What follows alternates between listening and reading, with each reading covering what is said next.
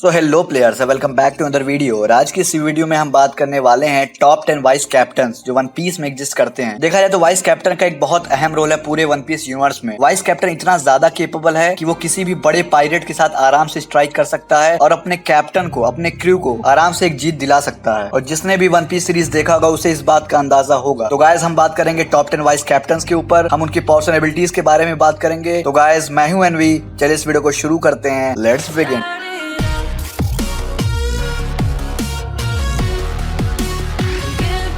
मैंने इस लिस्ट को एक डिसेंडिंग ऑर्डर में रखा है जिसकी मदद से आप आराम से कैटेगराइज कर सकते हैं उनके पावर्स एंड एबिलिटीज के बेसिस पे।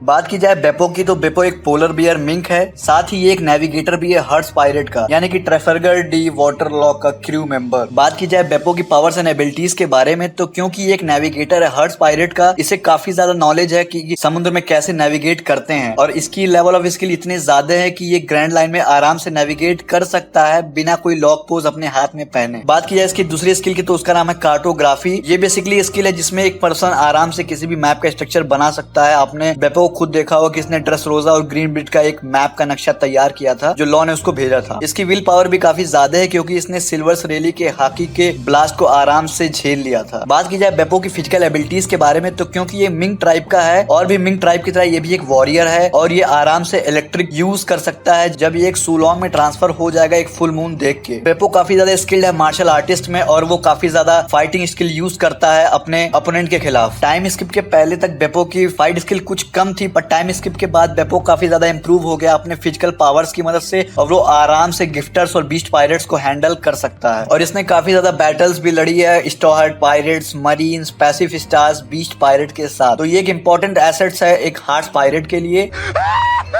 बात की जाए किलर की, तो किलर एक पायरेट है साउथ ब्लू से, साथ ही ये बहुत ही इंपॉर्टेंट क्रू है किड पायरेट के लिए। और सिर्फ यही नहीं, ये वन ऑफ द 12 पायरेट्स जो वर्स्ट जनरेशन के लिए जाने जाते हैं। टाइम स्किप के बाद इसकी बाउंटी काफी ज्यादा इंक्रीज हुई थी 162 मिलियन बेरीज से 200 मिलियन बेरीज तक। एक इंपॉर्टेंट क्रू होने के साथ साथ ही ये एक गजब का शॉर्ट्समैन है। और जो लोग अभी तक वन पीस देख रहे हैं, मतलब जो वीडियो के साथ बने हुए हैं, उन्हें इस बात का अंदाजा होगा कि किस तरह ये एक योंकू के साथ फाइट कर रहा है। उसने गलती से खा लिया था एक डिफेक्टिव स्माइल फ्रूट जब वो वानो कंट्री में आया था, जिसकी वजह से उसका बिहेवियर थोड़ा सा ऑकवर्ड हो गया है। बात की जाए किलर की, तो किलर बहुत ही केयरिंग है अपने एलाइज के लिए और उसके पास एक ऑफर था कि वो अपने क्रू को सेव कर सकता है सिर्फ एक स्माइल डेविल फ्रूट खा के। तो जब वो स्माइल डेविल फ्रूट उसने खा लिया, उसने अपनी नेगेटिव इमोशंस की एबिलिटी को खो दिया और वो हमेशा हंसता रहता है। और उसके बाद वो उरुचि के लिए काम करने लगा। बात की जाए इसकी पावर्स एंड एबिलिटीज की, तो एक बहुत ही पावरफुल पायरेट है कॉम्बैट के कैटेगरी में अगर देखा जाए तो। और इसी वजह से इसके ऊपर 200 मिलियन बेरीज का चार्ज लगा है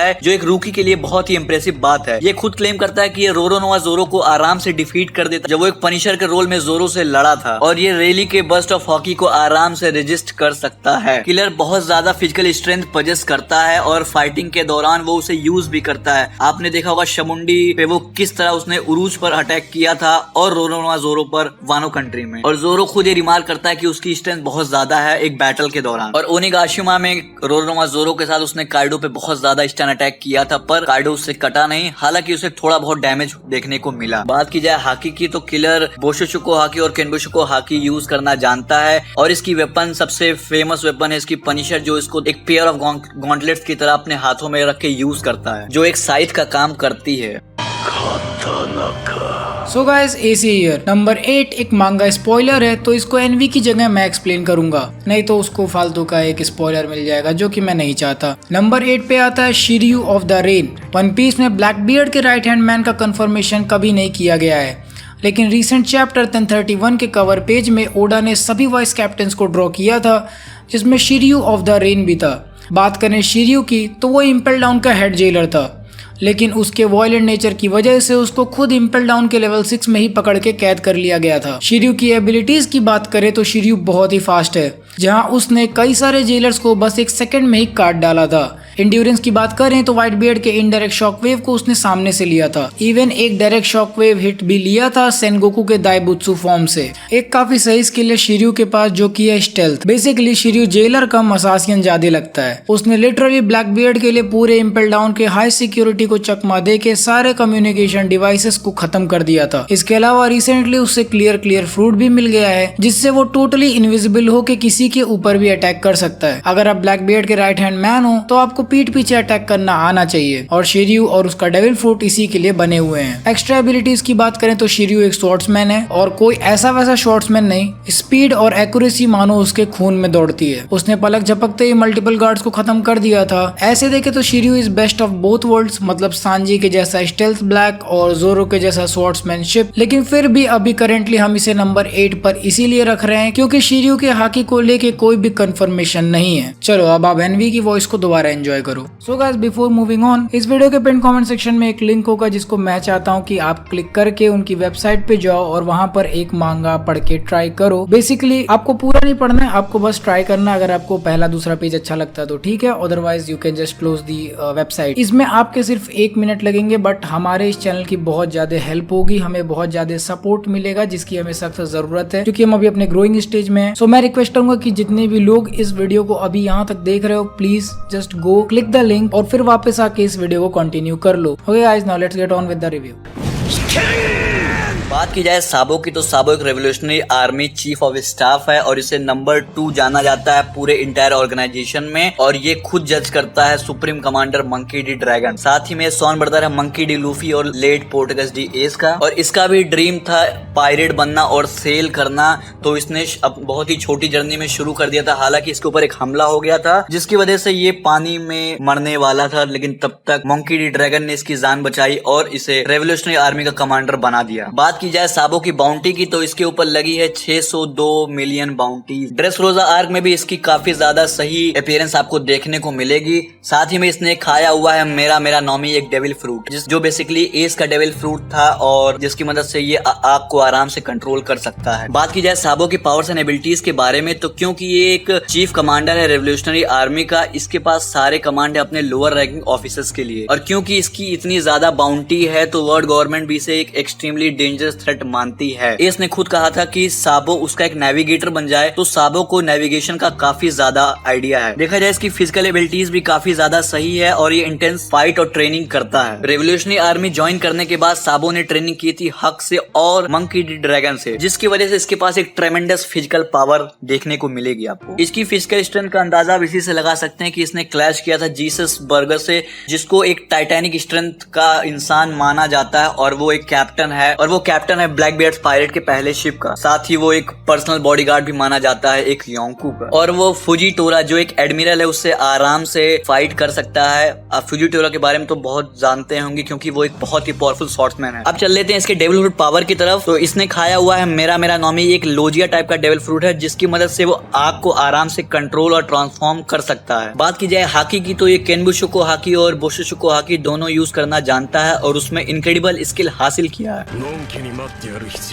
बात की जाए किंग की तो king one of the 3 all stars है बीस्ट पायरेट का, और वो काइडो जो एक योंकू है उसका राइट हैंड है, और ये एक मेंबर है नाइट स्टिंग लुनारियन रेस का रेड लाइन से, और इसके पास एबिलिटी है आग को क्रिएट करने की, और इसके एक्शंस और रोल की वजह से ही ये एक मेजर एंटागोनिस्ट है पूरे वानो कंट्री आर्क में। किंग की मुलाकात काइडो से 30 साल पहले हुई जब किंग एक बच्चा ही था और दोनों को कैद किया गया था पंख हेजार्ड में वर्ल्ड गवर्नमेंट का एक सब्जेक्ट के दौरान। तो वहां रिक्रूट हुआ king first member of the beast pirate, जो एक काइडो के लिए बहुत ही इंपॉर्टेंट क्रू है। बात की जाए किंग की पावर्स एंड एबिलिटीज के बारे में तो क्योंकि ये काइडो का राइट हैंड, तो इसके पास सारी अथॉरिटी है पूरे क्रू को कंट्रोल करने के लिए। साथ ही इसकी बाउंटी बहुत ही ज्यादा है, यानी कि 1.3 बिलियन बाउंटी, जिसकी वजह से एक एक्सट्रीमली पावरफुल थ्रेट माना जाता है। किंग जो है वो काइडो के साथ रह चुका है लगभग 30 साल से, और अभी किंग की फाइट चल रही है स्ट्रॉ हार्ट पायरेट के फर्स्ट मेंबर रोरोनोवा जोरो के साथ। पर जोरो अभी ये बिलीव करता है कि जब तक वो किंग का बैकग्राउंड फिगर आउट नहीं कर पाता वो किंग से जीत नहीं पाएगा। अपने लुनारियन रेस की वजह से किंग बहुत ही ज्यादा टफ और ड्यूरेबल, उसकी बॉडी बहुत ज्यादा स्टेबल है और बिना जुआन ट्रांसफॉर्मेशन के वो आराम से एक बहुत ही तगड़े अपोनेंट को भी झेल सकता है। उसके स्ट्रेंथ के अलावा वो काफी ज्यादा टफ है। किंग बहुत ही ज्यादा फास्ट और एगाइल है और बहुत ही लार्ज डिस्टेंस आराम से एक ही लीप में कवर कर सकता है। बात की जाए इसकी डेविल फ्रूट पावर की तो किंग ने खाया हुआ है रियो नॉमी मॉडल पेट्रानेडॉन, एक एंशिएंट जोआल डेविल फ्रूट है जिसकी मदद से वो एक फुल पेट्रानेडॉन में ट्रांसफॉर्म हो सकता है, और जब वो उस फॉर्म में ट्रांसफॉर्म हो जाता है तो उसकी पावर्स एंड एबिलिटीज काफी ज्यादा बढ़ जाती है, साथ में उसकी स्पीड भी काफी सही हो जाती है और वो अपने विंग्स को एज ए शील्ड यूज करता है। बात की जाए हाकी की तो किंग बोशुशुको हाकी और केनबुशुको हाकी में मास्टर कर चुका है, और बात की जाए वेपन की तो किंग एक वेपन कैरी करता है जो एक बहुत बड़ी कटाना है। नंबर 5 पर जो वाइस कैप्टन आता है वो हम सभी का फेवरेट है रोरोनोआ जोरो। रोरोनोआ जोरो फेमस अपने टाइटल पायरेट हंटर जोरो के लिए। साथ ही में ये एक बहुत ही इंपॉर्टेंट क्रू मेंबर है स्ट्रॉ हैट्स पायरेट का और ये पहला मेंबर है जिसे लूफी ने हायर किया था। इसका ड्रीम है वर्ल्ड का स्ट्रॉन्गेस्ट स्वॉर्ड्समैन बनना जो सिर्फ इस समय एक ही बंदा होल्ड करता है, वो है ड्रैक्यूल मिहॉक। जोरो फेमस है अपने 3 स्वॉर्ड स्टाइल की मदद से और मेरे ख्याल से यही एक ऐसा बंदा है जो 3 स्वॉर्ड एक साथ यूज करता है और ये ट्रेनिंग उसने ली थी शिमुसुकी विलेज में। जोरो बहुत ही पावरफुल कैरेक्टर है स्ट्रॉ हैट्स और इसके अलावा ये वन ऑफ द 12 पायरेट्स है जो फर्स्ट जनरेशन के लिए जाने जाते हैं। बात की जाए इसकी बाउंटी की तो इसकी बाउंटी लगभग 320 मिलियन बेरीज है। पूरे वन पीस में यही एक ऐसा कैरेक्टर है जिसने बहुत सारी मीटो कैटेगरी की स्वॉर्ड होल्ड की है। साथ ही इसने काफी लेजेंडरी स्वॉर्ड भी यूज की है और कुछ ऐसी स्वॉर्ड भी यूज की है जो किसी कंट्री के नेशनल ट्रेजर है। जी हाँ, मैं बात कर रहा हूँ शुशुई की। साथ ही में ये कर्ड स्वॉर्ड भी यूज कर चुका है। टाइम स्किप के बाद जोरो काफी ज्यादा पावरफुल हो गया था क्योंकि उसने ट्रेनिंग ली थी ड्रैक्यूल मिहॉक से और अब उसका एक बहुत ही मेन फोकस ड्रीम है वर्ल्ड का ग्रेट स्वॉर्ड्समैन बनना और लूफी को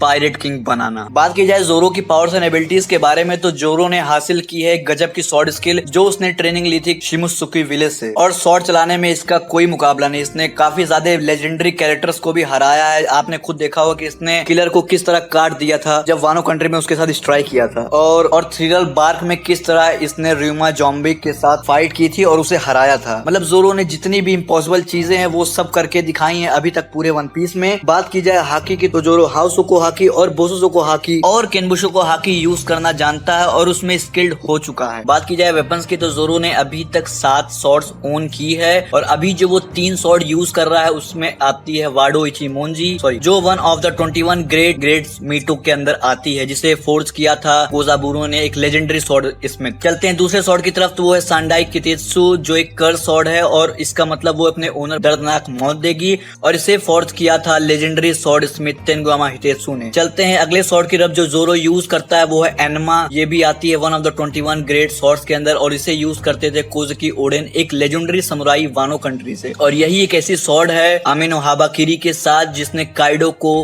कट किया था जो एक योंकू है।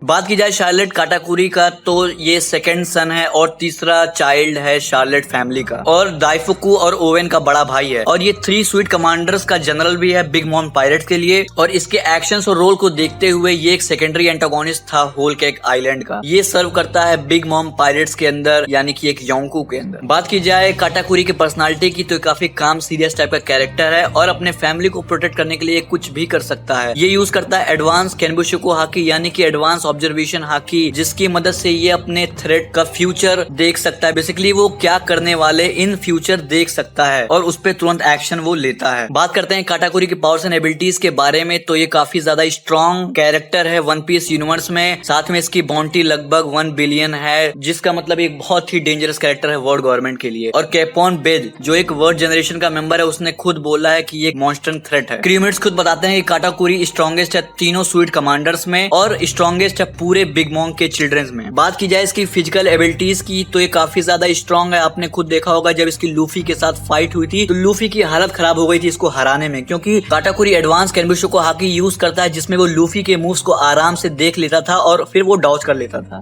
और इसने आराम से विन स्मोक इचिजी को डिफीट कर दिया था जो एक जर्मा 66 का एक इंपॉर्टेंट मेंबर है और वो अपने रेड सूट में भी आया था। हालांकि काटाकुरी ने उसको आराम से डिफीट कर दिया था। हैंड टू हैंड कॉम्बैट में काटाकुरी काफी ज्यादा स्ट्रॉन्ग है। साथ ही में इसने एक डेविल फ्रूट भी खाया हुआ है जिसका नाम है मोची मोची नो नोमी। एक स्पेशल पैरामीशिया टाइप का डेविल फ्रूट है जिसकी मदद से आराम से क्रिएट कंट्रोल कर सकता है मोची को। बात की जाए वेपन्स की तो ये एक तरह का ट्राइडेंट होल्ड करता है जिसका नाम है मोगोरा और ये उसने लूफी के खिलाफ यूज किया था जब उसकी लूफी के साथ फाइट हुई थी। बात की जाए हाकी की तो काटाकुरी हाउसोको हाकी, बोशोशोको हाकी और एडवांस केनबुशोको हाकी यूज करता है जिसकी मदद से वो अपने एनिमीज को फ्यूचर में देख सकता है, थोड़ा सा फ्यूचर में देख सकता है और वो उसने मास्टर कर रखा है उस पे। Marco the phoenix first member of the Whitebeard's pirate Shirohige. ये एक बहुत ही स्ट्रॉन्ग कैरेक्टर है पूरे वन पीस यूनिवर्स में और क्योंकि ये फर्स्ट डिवीजन कमांडर था व्हाइट बियर्ड्स पायरेट का तो आप उसी से अंदाजा लगा ले कितना ज्यादा स्ट्रॉन्ग होगा। पर टाइम स्किप के बाद यानी कि व्हाइट बियर्ड की डेथ के बाद इसने एज ए डॉक्टर काम करना शुरू कर दिया व्हाइट बियर्ड्स के होम विलेज स्फिक्स और मार्को एक बहुत इंपॉर्टेंट एलाई है मरीन फोर्ड आर्क और वानो कंट्री आर्क में। बात की जाए इसकी पावर्स एंड एबिलिटीज के बारे में तो क्योंकि राइट हैंड है व्हाइट बियर्ड का इसके पास अथॉरिटी है 1600 क्रू मेंबर का जो उसके नीचे आते हैं, और ये लगभग 30 साल से व्हाइट बियर्ड का एक क्रू मेंबर रह चुका है। बात की जाए इसकी बाउंटी की तो इसकी बाउंटी लगभग 1.3 बिलियन बेरीज है, जो एक नॉन एम्परर पायरेट के लिए बहुत ज्यादा है। मरीन फोर्ड वॉर के बाद 5 एल्डर्स ने खुद मेंशन किया कि मार्को और उसके क्रू मेंबर ही केपेबल बचे हैं जो ब्लैक बियर्ड को डिफीट कर सकते हैं। बात की जाए इंटेलिजेंस की तो मार्को काफी ज्यादा इंटेलिजेंट है और वो काफी ज्यादा नॉलेज और स्पिरिट प्रोवाइड करता है पूरे क्रू मेंबर को। साथ ही वो शिप का डॉक्टर भी रह चुका है और उसे नेविगेशन में काफी ज्यादा नॉलेज हासिल है। बात की जाए फिजिकल एबिलिटीज की तो ये आराम से क्लैश कर सकता है मरीन एडमिरल्स किजारू और आयुकीजी के साथ। और आपने वानो कंट्री आर्क में खुद देखा होगा कि किस तरह इसने अपने दोनों हाथ से क्वीन और किंग को दबा दिया था, जो टॉप 3 में आते हैं बीस्ट पायरेट के लिए। बात की जाए इसके डेविल फ्रूट पावर की तो इसने खाया हुआ है टोरी टोरी नॉमी मॉडल फिनिक्स, एक मिथिकल जोन टाइप का डेविल फ्रूट है जिसकी मदद से अपने बॉडी को आराम से एक फिनिक्स में कन्वर्ट कर देता है। और एक इसके पास एक हाइब्रिड फॉर्म भी है ह्यूमन फिनिक्स, जिसमें ये ह्यूमन और फिनिक्स दोनों फॉर्म में आपको देखने को मिलेगा। इस फॉर्म में ये काफी ज्यादा स्ट्रॉन्ग और तेज हो जाता है, साथ ही जोआन के साथ साथ एक लोजिया टाइप का भी काम करता है। इस ट्रांसफॉर्मेशन में इसको एक बहुत ज्यादा बूस्ट मिलती है इसकी फिजिकल एबिलिटीज में। बात की जाए हाकी की तो ये बोशुशुको हाकी और केनबुशुको हाकी यूज करना जानता है। बेन बैकमैन सबसे पहला मेट है अकागामी नो शंक्स यानी कि रेड हेयर पायरेट्स का। ये एक बहुत ही इंपॉर्टेंट कैरेक्टर है पूरे वन पीस यूनिवर्स में और अभी तक हमें इसकी मैक्सिमम पावर नहीं दिखाई गई है। खासकर अभी तक हमें अकागामी नो शंक्स के किसी भी क्रू मेंबर की मैक्सिमम पोटेंशियल नहीं दिखाई गई है। बात की जाए पावर्स एंड एबिलिटीज के बारे में तो ओडा खुद बताते हैं कि बैकमैन के पास सबसे ज्यादा आईक्यू है पूरे कैरेक्टर्स में जो ईस्ट ब्लू में इंट्रोड्यूस किए गए हैं, और क्योंकि ये पहला मेंबर है एक योंकू का तो जाहिर सी बात है इसके पास काफी ज्यादा स्ट्रेंथ होंगी। आपने बैटल ऑफ मरीन फोर्ट में देखा होगा कि इसने किजारू को किस तरह एक ही झटके में डरा दिया था और किजारू की हालत खराब हो गई थी इसे देखकर, और वहां ये फाइट नहीं कर रहा था, सिर्फ उसे धमकी दी थी। बात की जाए वेपन्स की तो बैकमैन एक तरह की राइफल अपने साथ होल्ड करता है पर अभी तक उसने फायर नहीं किया है। वन पीस ऐसे बहुत से सस्पेंस अभी तक छुपा के रखी है और hope so in the future हमें इसकी पावर्स एंड एबिलिटीज और देखने को मिले इन डेप्थ।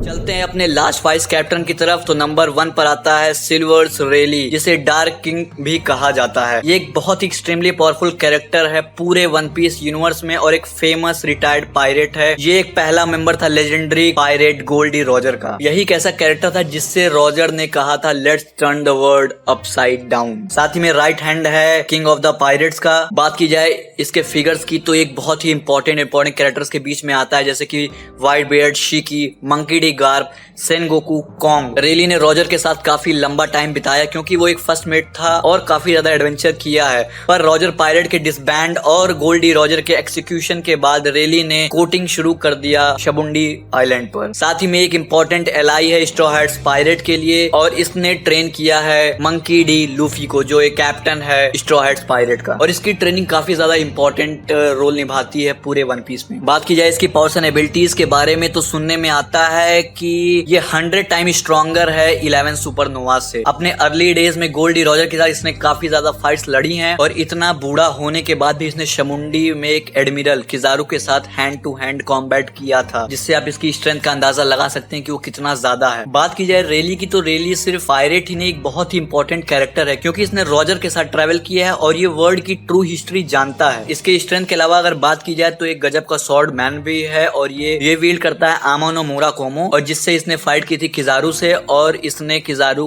के चेहरे से खून निकाल दिया था। हालांकि वो एक लोजिया यूजर है। रेली ने तीनों हाकी पर मास्टर कर ली है, यानी कि हाउशुको हाकी, बोशुशुको हाकी और केनबुशुको हाकी। सो गाइस रुको खत्म नहीं हुआ अभी। मेरे पास एक स्पेशल मेंशन है जो कि कंफर्म तो नहीं है बट इसकी फोरशैडोइंग ऑलरेडी मिल गई है। Spoiler alert for anime only. आपने र्यूमा के बारे में तो सुना होगा, हाँ वही जिससे जोरो ने गजब की फाइट करके थ्रिलर बाग पे शुशुई स्वॉर्ड ली थी। रिसेंट चैप्टर 1052 में काइडो के डिफीट होने के बाद लोग उस इंसान से मिलना चाह रहे थे जिसने काइडो को डिफीट किया है। वानो के लोगों ने ऑलरेडी लूफी को जॉय बॉय मान लिया है तो वो सभी इस जॉय बॉय एके लूफी से मिलना चाहते हैं। वहाँ पर लोगों ने ऐसा बोला कि मैं उस जॉय बॉय से जरूर मिलना चाहूंगा जो कि एक टाइम पे गॉड ऑफ स्वॉर्ड को राइवल करता था। गॉड ऑफ स्वॉर्ड को हाईलाइट करके ऑफिशियल रिलीज में भी लिखा गया है। और जानते हो गॉड ऑफ स्वॉर्ड कौन था? Legendary samurai Ryuma. तो शायद ऐसी पॉसिबिलिटी हो सकती है कि क्योंकि र्यूमा राइवल था जॉय बॉय का तो पॉसिबली र्यूमा ही जॉय बॉय का राइट हैंड मैन हो सकता है, वरना सोचो बिना इतना ज्यादा फाइट किए कैसे र्यूमा की ब्लेड ब्लैक ब्लेड बन जाती। ऑल्सो हमने देखा है कि जोरो और लूफी को एक दूसरे के राइवल की तरह से भी दिखाया गया है ओडा ने स्टार्ट में, सो थ्योरी की भी पॉसिबिलिटी ज्यादा है। एंड क्योंकि ये एक थ्योरी है इसीलिए ये पार्ट मैंने एक स्पेशल मेंशन में रखा है, ना कि वीडियो का part. So guys that was it for this video.